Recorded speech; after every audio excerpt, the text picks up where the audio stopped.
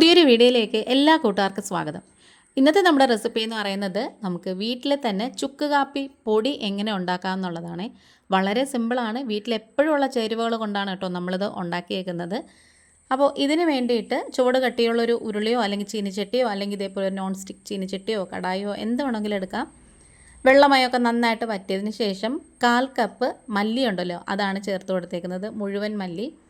ഇനി 1/4 കപ്പിൻ്റെ പകുതി ജീരകം, പെരിഞ്ജീരകമല്ല, നമ്മൾ സാധാരണ തോരനൊക്കെ ചതക്കത്തില്ലേ ആ ജീരകം. ഇനി നമുക്ക് വേണ്ടത് 1/4 കപ്പ് കുരുമുളകാണ്. പിന്നെ ഇതുപോലെ തന്നെ 2 വലിയ കഷ്ണം ചുക്ക് എടുത്തിട്ടുണ്ട്. അത് മുഴുവനെ ചേർക്കാൻ പാടില്ല, ഒന്ന് ചതച്ചതിന് ശേഷം ചേർത്ത് കൊടുക്കണം. നമ്മൾ മിക്സിയുടെ ജാറിലിട്ട് പൊടിക്കാനുള്ളതാണ്. അങ്ങനെ നമ്മൾ ചതച്ചിട്ട് ചേർത്തില്ല എന്നുണ്ടെങ്കിൽ ചിലപ്പം ബ്ലേഡൊക്കെ ഒടിഞ്ഞു പോകും. ഇനി ഇത് ചെറിയ തീയിലിട്ടിട്ട് നന്നായിട്ട് ഇങ്ങനെ ഒന്ന് വറുത്തെടുക്കണം. നന്നായിട്ടിങ്ങനെ ഒരു മണം വരണം. ഇത് വറുക്കുമ്പോൾ തന്നെ ആ ഒരു ചുക്കിൻ്റെയും അതുപോലെ തന്നെ ജീരകത്തിൻ്റെയും കുരുമുളകത്തിൻ്റെയും മല്ലിയുടെയൊക്കെ നല്ലൊരു മണം വരണം. ഇനി ഇതിലേക്ക് ഒരു കൈപ്പിടി നിറയെ തുളസിയില ചേർത്ത് കൊടുക്കാം.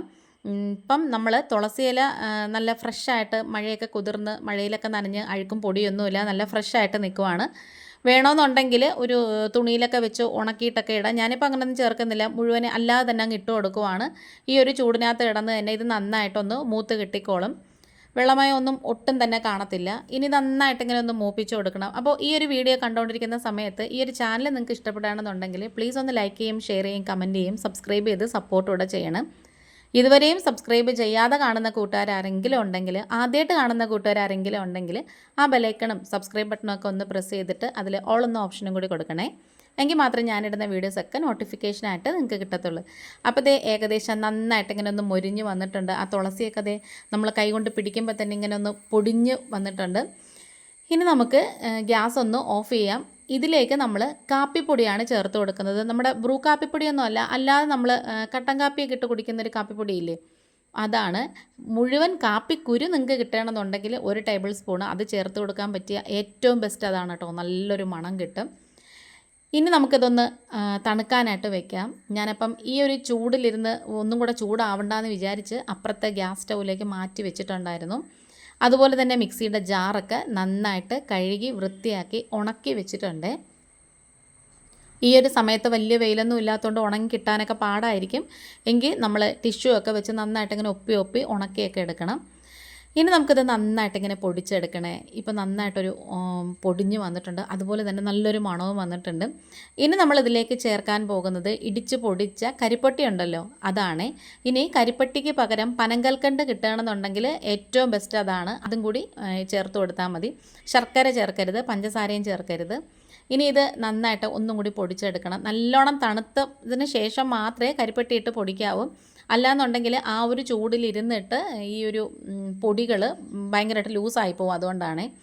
ഇപ്പം നമ്മളിങ്ങനെ വെറുതെ കഴിക്കാനും നല്ലതാണ്. തൊണ്ടയ്ക്കൊരു ചെറിയ കുത്തലും കാര്യങ്ങളൊക്കെ ഉണ്ട് തോന്നുന്നുണ്ടെങ്കിൽ ഇത് ഒരു 2 നുള്ളു വായിലെടുത്ത്, താലീസ് പത്രാധികം നമ്മൾ കഴിക്കത്തില്ല, അതുപോലെ എടുത്തിങ്ങനെ വായിലിടാനും തൊണ്ടയ്ക്ക് നല്ല ആശ്വാസം കിട്ടും. ശരിക്കും പറഞ്ഞാൽ ചെറിയ കുട്ടികൾക്ക് പോലും ഇത് റെഡിയാക്കി എടുക്കാം. ഇതേപോലെ കെറ്റിലിൽ വെള്ളം തിളപ്പിച്ച് വെച്ച് കഴിഞ്ഞാൽ ഇതൊരു സ്പൂണ് ഗ്ലാസ്സിലിടുക, കെറ്റിലിനകത്ത് വെള്ളം ചൂടാക്കിയത് അതിലേക്ക് ചേർത്ത് കൊടുക്കുക, എന്നിട്ടത് ചെറിയ ചൂടോടുകൂടി കുടിക്കുക.